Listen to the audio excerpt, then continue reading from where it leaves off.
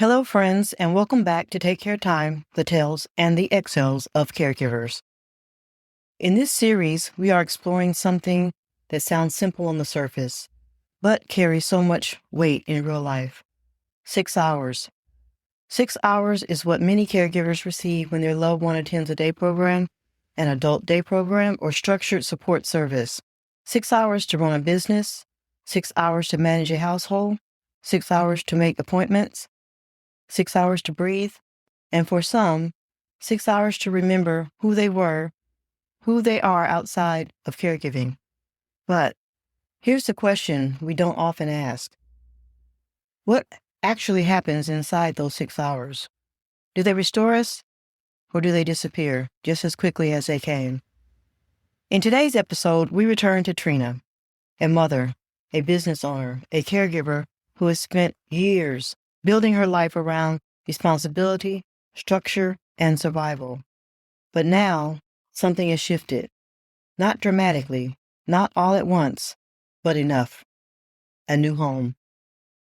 A shorter distance. A different rhythm. And for the first time in a long time, Trina is beginning to experience something unfamiliar inside her day. Space. Not more time, but more usable time, and what she chooses to do with that space may change everything. Because caregiving doesn't just take time, it reshapes it. And if we're not careful, it can quietly reshape us too. So, take a breath, grab your favorite beverage, sit down, whatever you're holding, even for just a moment, and step into the next part of Trina's story. Because inside these 6 hours, there's more than just one possibility. Let's begin.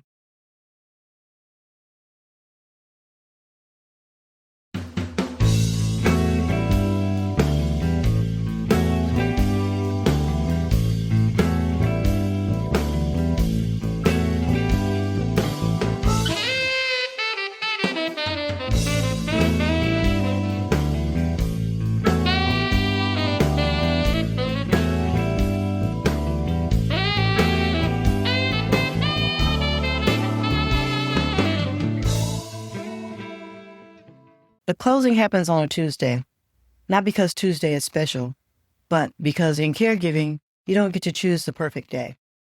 You choose the day that fits inside the system. It's 9:42 a.m. Trina signs her name for the final time. The pen feels heavier than it should, not because of paperwork, but because of what the paperwork represents. A decision, a shift, a compression of her entire life into a single block of Miami real estate. By 10:15 a.m., she is standing inside the small white house again. But this time, it's hers. There's no furniture yet, no decorations, no evidence of life beyond the echo of her footsteps against the floor. The rooms feel larger when they're empty, not bigger, just more possible. She walks slowly from the front door to the back, through the living room, past the narrow kitchen, toward the sliding glass door that looks out over the alley. The bakery is visible, exactly as it was before, 30 seconds away. Close enough to see, close enough to reach, close enough to never really leave. She rests her hand against the glass. For years, distance has been part of her structure. Home here, work there, caregiving everywhere in between. Now, there is no in between. Just one space, one radius, one continuous line between roles that used to be separated by time and traffic. 6 hours still exists. That hasn't changed. But what happens inside those 6 hours has. By 11:30, she is back at the bakery. No car, no drive, just a short walk across the alley. Juan notices immediately. "That was fast," he says. Trina nods. "I walked." He looks toward the back door, then back at her. "That's going to take some getting used to," he says. It is, because speed changes perception. What used to feel like a transition now feels immediate. No mental buffer, no shift in identity, just a step from one responsibility to another. "How's it feel?" Juan asks. Trina pauses. "It feels efficient." Efficient is a word that sounds positive, but carries weight. Efficiency removes friction. It also removes space. The first week passes quickly. Boxes arrive, furniture is minimal, functional, a couch, a dining table, bed, nothing extra. Caregivers rarely build for aesthetics first. They build for function. In the second bedroom, Trina creates a space for Sam Jr. Soft lighting, neutral colors, minimal stimulation, a place where he can regulate when the world feels too loud. From the kitchen window, she can now see the bakery's front entrance. From the back porch, she can see the alley and the camera. She's always looking at that camera. Even though the burglary has been explained, and even though the burglary has been solved, even though the money has been repaid, even though the situation has been resolved, her body doesn't forget. Caregiver instincts don't just turn off because the problem is understood. They stay alert. They scan. They adjust. By the second week, the benefits begin to reveal themselves. At 10:30 a.m., she walks home to grab something she forgot. 5 minutes later, she's back at the bakery. No delay, no parking, no interruption. At 12:30 p.m., she sits at her own kitchen table for lunch instead of standing behind the counter. At 1:40 p.m., she checks the time, realizes she still has over an hour before pickup. An hour. That used to disappear in transition. Now it exists fully, clearly, available. This is the promise of proximity. Time recovered, energy preserved, decisions simplified. For the first time in years, the 6 hours feels slightly expanded. Not longer, but fuller. And then something else begins to happen. Something quieter. Something less expected. The lines begin to blur. At 7:30 p.m., after closing the bakery, Trina walks home. 30 seconds. No decompression. No separation. Just arrival. Sam Jr. is already inside. Sam Sr. had brought him home earlier. The same space. The same environment. The same proximity. There is no shift between roles. No moment that leaves work and enters home. She is both. At the same time, in the same place. By the third week, she notices the first sign of it. Not exhaustion, not stress, something more subtle. She is standing in the kitchen at 8:45 p.m. washing dishes. The bakery lights are still visible through the window, and for a moment she feels like she never left, like the day never fully ended, like 6 hours extended outward into the rest of her life. Caregiving already removes boundaries. Now proximity has erased the rest. Caregivers are often told they need more time, more help, more support, and all of that is true. But what is talked about less often is structure, because sometimes it's not just about how much time you have, it's about where that time lives and what surrounds it. Trina has gained time, but she has lost distance, and distance, it turns out, was doing more work than she realized. The next night when she locks up the bakery, she walks the short distance home. She glances once more at the alley. The same alley that once held uncertainty now holds something else, familiarity. But familiarity is not always comfort. Sometimes it's exposure, sometimes it's awareness, sometimes it's the quiet realization that when everything is close, everything is always present. Inside the house, Sam Jr. sits at the couch, steady as always. Trina sits down beside him. For a moment, everything is quiet, still, contained, and yet something feels unfinished, not wrong, just unresolved. Because redesigning a life doesn't end with a decision, it begins there. The big move happens on a Saturday, not because it's ideal, but because it's when Sam Sr. is available. Trina has purchased some new furniture and a new dining room table. Sometimes caregiving schedules don't often leave room for convenience, and you take help when it aligns. At 8:05, a rental truck idles outside Trina's current home. The Florida heat is already building, pressing against the morning air. Sam Sr. steps out of the driver's seat and walks around to the back of the truck. "I got the smaller one," he says. "Figured it'd be less to manage." Trina nods. Less to manage has become a shared language between them. There is no tension in the air, no unresolved edge, just familiarity. They move through the house methodically. picking up boxes that she had left earlier, plus loading up her couch and her new table. Boxes are labeled with a thick marker. Kitchen, office, Sam Jr.'s room. Everything has a place because everything has to. At one point, Sam Sr. pauses in the doorway of Sam Jr.'s room, watching as Trina carefully lifts a weighted blanket and folds it into the box. "You kept that same setup," he says. Trina glances up. "Consistency," she replies. He nods. "Yeah."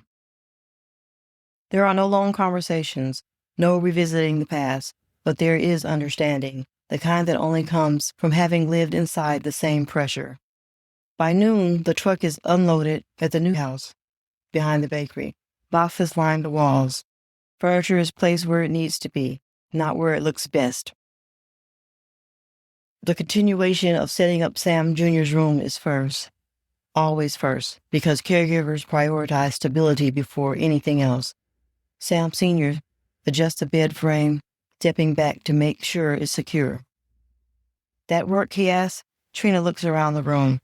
Soft light, minimal clutter, familiar objects. "It works," she says. For a moment, they both stand there, not as husband and wife, not as something unfinished, but as two people who built something together that still requires both of them, just in different ways. Later that afternoon, after the last box is moved and the truck is returned, Sam Sr. glances at his watch. "You eat?" he asks. Trina shakes her head. "Not really." He nods. "Let's get something. It's not a date. It's not framed as anything more than what it is, a pause, a recognition, a quiet acknowledgement of a milestone." They choose a small brunch spot a few blocks away. Outdoor seating, metal chairs, the hum of conversation blending with traffic and distant music. When the server walks away, Sam Sr. leans back slightly. "So," he says, "you did it." Trina exhales a small smile. "I did. You always said you wanted your own place," he says. She nods. I just didn't picture it like this." He smiles faintly. "I don't think any of us pictured it like this." There's no bitterness in the statement, just truth. He takes a sip of his coffee. "It makes sense, though," he adds. "Being that close to the bakery, cutting out the drive." Trina nods. "It gives me more insight of the 6 hours when Sam Jr. is at his day program." He studies her for a moment.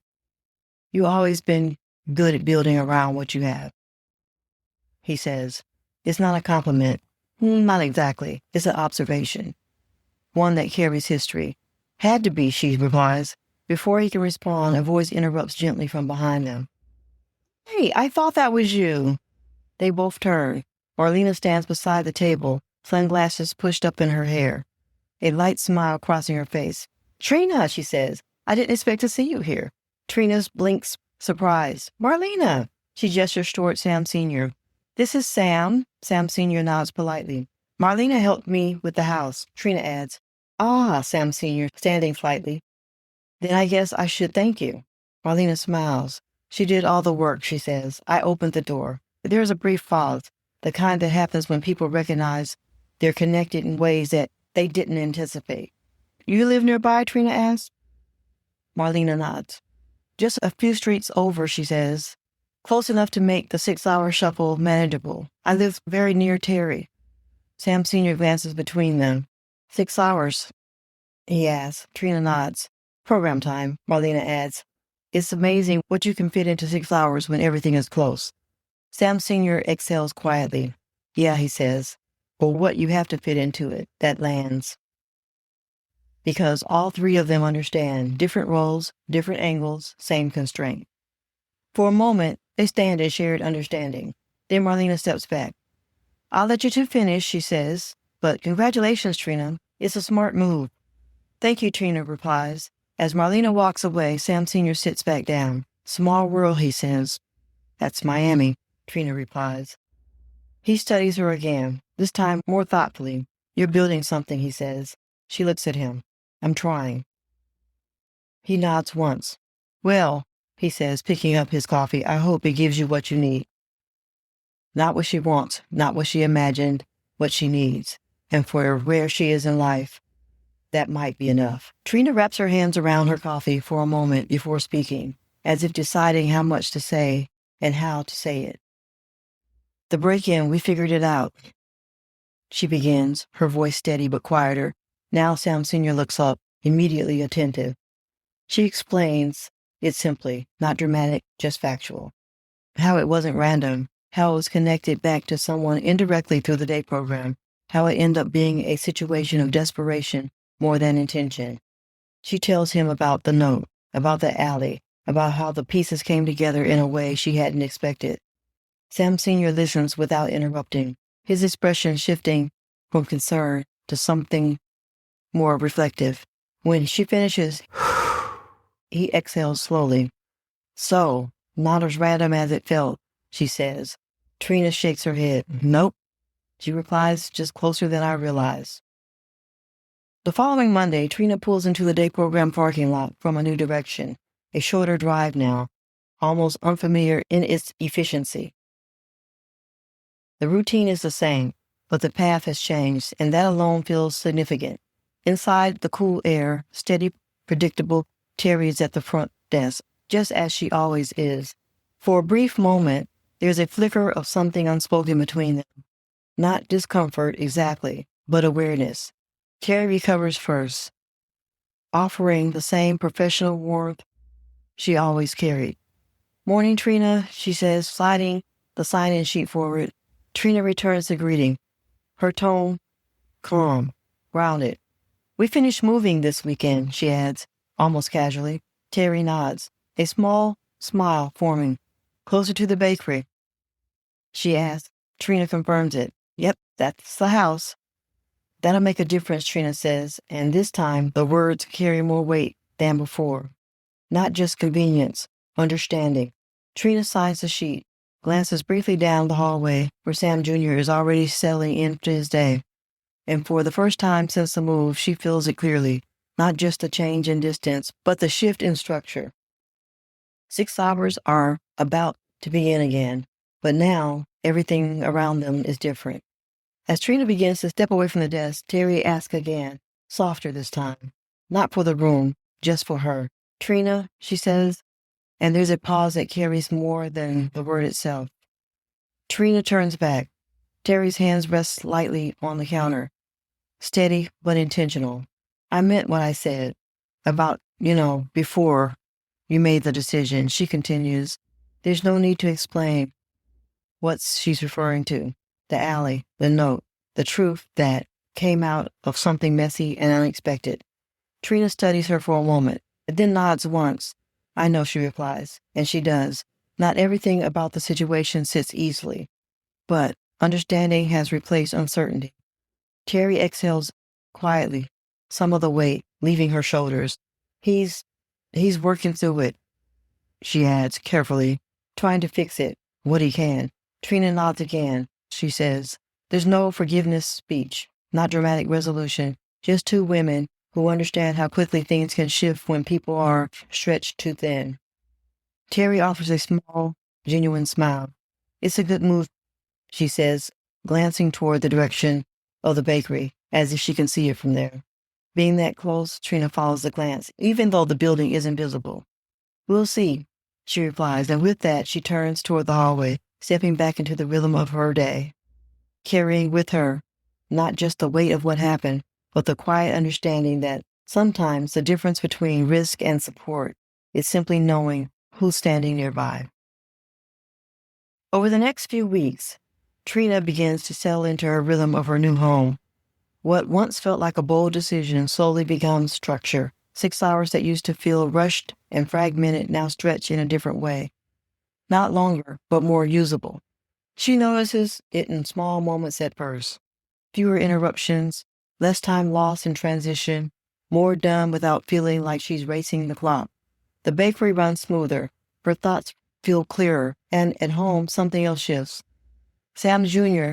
takes to the new space almost immediately. His room is calm, predictable, his belongings arranged in a way that makes sense to him. The backyard becomes a quiet extension of that comfort, a place where he can move, pause, regulate. And when he is content, he needs less from her moment to moment, less prompting, less redirection, less constant watchfulness. And in that space, something small but meaningful, Trina finds something she hasn't had in a long time. Not just time for the bakery, not just time to manage responsibilities, but time for herself. In the 4th month after the move, something else shifts. Not the house, not the bakery, but in Trina. It's subtle at first. A quiet realization that 6 hours she's been given no longer needs to be filled entirely with catching up. For years, every available moment had been assigned work, errands, appointments for everyone else. There had never been space left over, but now there is. And for the first time in a long time, she doesn't know exactly what to do with it. It starts with something small, or rather, something she's been putting off for years. At 10:20 a.m., sitting at the kitchen table with her phone in her hand, Trina scrolls through a list of providers: primary care, annual checkups, routine blood work, words that used to feel optional, or at least postponable. She taps a number. The line rings. "Good morning, Dr. Patel's office." Trina hesitates just for a second. "Hi," she says. "I'd like to schedule a physical." There's the sound of typing on the other end. "Of course. When was your last visit?" Trina pauses. She does the math silently. It's been years." "Ah, it's been years," she admits. "That's okay." The receptionist replies warmly. "We'll get you back on track." Back on track. The phrase lands differently than she expects, as if she had been off course and hadn't even realized it. The day of the appointment feels unfamiliar. She sits in the waiting room, hands folded on her lap, looking around at the people scrolling on their phones, flipping through magazines, existing in a space designed for maintenance, not crisis, not urgency, maintenance. When the nurse calls her name, she follows her down the hallway. Blood pressure, weight, questions. Any recent changes to stress levels? Trina almost laughs. She says, "Yes," she says. The nurse smiles. "Better or worse?" Trina considers it. Different," she replies. "That feels more accurate." Later, sitting across from the doctor, she answers questions she hasn't been asked in years. Sleep, diet, energy levels. "How often are you taking time for yourself?" the doctor asks. Trina pauses. There's no judgment in the question, just curiosity. "More than I used to," she says. The doctor nods. "That matters. You can't pour from an empty cup." Trina has heard this phrase before, but this time it doesn't feel like advice. It feels like instruction. A few days later, she finds herself standing outside a small gym, less than 10 minutes from the house. Another decision, another use of 6 hours. The sign reads, "Membership specials, no contract." No contract, flexible, adaptable. The language speaks directly to her life. Inside, the air smells like rubber, mats, and effort. Machines hum quietly. A woman at the front desk looks up. "First time?" she asks. Trina nods. "Yeah." The woman smiles. "I'm Kayla. Want a quick tour?" Trina hesitates, then nods again. Kayla walks her through the space. Treadmills, weights, stretching area. Nothing overwhelming, nothing complicated, just options. "You don't have to do everything," Kayla says. "You just have to start." Start. That word again. A week later, Trina stands on a treadmill. The belt moves slowly beneath her feet. At first, she feels out of place, aware of her body, aware of the unfamiliar environment. And then, something shifts. Her mind quiets, not completely, but enough. No one is asking her a question. No one needs anything. No one needs something. No one is waiting. For 20 minutes, she is just moving. And for the first time in a long time, her body feels like it belongs to her again. The idea comes up from a flyer on the bakery counter. Local women's group, weekly meetup. She almost throws it away. Almost. But something about the word local makes her pause. Close, accessible, possible within 6 hours. The meeting is held in a shared workspace, not far from the bakery. At 11 a.m., she walks in. A circle of women sit around a large table, laptops open, coffee cups scattered, conversations mid-flow. A woman looks up. "Hi, you must be new," she says. Trina nods. "I own the bakery down the street." Immediate recognition. "Oh, Sweet Rise. I've been there." another woman says. That simple statement lands because for so long, Trina has existed in her business. Now she is being seen as a part of something. The conversation shifts naturally. Revenue challenges, staffing issues, marketing ideas, but also burnout, balance, boundaries. How do you manage everything? One woman asks her. Trina pauses. The room is quiet. She thinks about the house, the 6 hours, the structure. I stopped trying to manage everything, she says slowly. I started building around what I actually have. The room leans in slightly.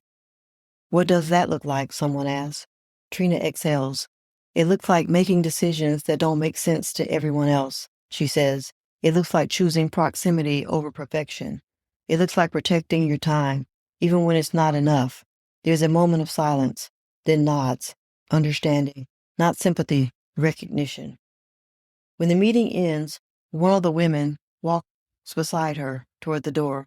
Are you coming back next week? Trina smiles. Yeah, I think I am. That afternoon, walking back toward the bakery, something feels different. Not externally. The alley is still there. The bakery still hums. The 6 hours still tick forward. But internally, there is space. Not because she has more time, but because she is finally using some of it for herself. And that changes everything. What Trina is learning is something many caregivers spend years trying to understand. We think we need more time, more hours in the day, more help, more space to breathe, and yes, more time would help. But what we often need just as much is permission. Permission to exist inside our own lives, not just as caregivers, not just as problem solvers, not just as the person everyone depends on, but as a person, period. For so long, Trina's time belonged to everyone else, her son, her business, the system she had to navigate just to keep everything running. And somewhere in the middle of all of that, she disappeared. Not completely, but enough. Enough that her needs became optional. Her health being delayed, her rest being negotiable, her identity became functional. But something changed, not because she suddenly had more time, but because she started making different decisions inside the time she already had. She went to the doctor, not because it was urgent, but because she mattered. She stepped in the gym, not because she had extra energy, but because she needed to rebuild it. She sat at a table with other women building businesses and said out loud, "This is what my life looks like." And in doing that, she gave herself something more. She gave herself something many caregivers never take: ownership. Not of her responsibilities, she already had that, but of her life, because caregiving can quietly convince you that your role is all you are, that your time is not your own, that your needs can wait. But in truth, if you're going to be there for the people who love you, you have to be there, not exhausted, not depleted, not surviving, but present, whole, sustained. 6 hours may not be enough, but what you build inside those 6 hours can change everything. A couple of things before we close today. I want to take a moment, if you are listening to this and thinking, I don't even know where I would begin. I understand that, because when you spent so much time taking care of someone else, taking care of yourself can feel unfamiliar. That's exactly why I created the Take Care Time Respite Box, not as another task, not as something else to manage, but as something intentional you can step into during the time you already have. Each box is thoughtfully curated with caregivers in mind. It could be a journal to help you process, a puzzle or an activity to give your mind a break, something calming for your body, and small reminders woven throughout that you matter too. Because those 6 hours shouldn't disappear into survival mode. They should hold something that belongs to you. You can learn more about our current box at takeyourtime.com. 6 hours is precious, and you deserve something inside those hours that is just yours. Secondly, before we end today, I would like to hear from you. What have you done with the time that you have been given? Have you started taking care of yourself again? Have you made a change that helped you breathe a little easier? Or are you still trying to figure out where to begin? You are not alone in that. If Trina's story resonates with you, I invite you to share your own caregiving journey with me. You can reach me at podcast@takecaretime.com. I would love to hear from you. With your permission, your story may be shared in a future episode because caregiver stories deserve to be heard, not hidden. This series is about 6 hours, but more than that, it's about what you choose to do inside of them. Please note that this episode features reenactments and dramatized details. While in most cases, the exact verbatim dialogue may not be known, all dramatizations are grounded in thorough research and crafted to honor the stories shared. To respect the privacy and confidentiality of the individuals involved, names and some identifying details have been changed. Until next week, take care.